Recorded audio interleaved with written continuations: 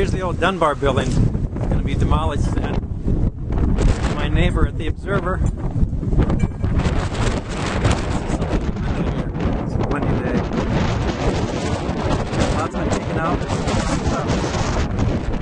Here's an open window. It's better. There we go. See anything you like? Still some time to get some stuff out before the ceiling falls in. Here's a nice thing. Look at this, cat wall hanging.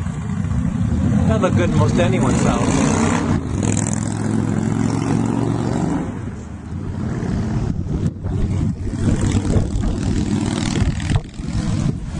I'm not sure how much you're going to miss this place, but I'll tell you what I am going to miss. It's this little item up here.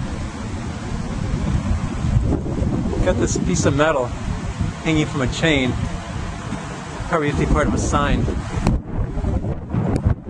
can see where the brick's been worn away. It always blows in the wind. This is a very windy day, but I don't suppose it's going to perform for me now. I might have to help it along.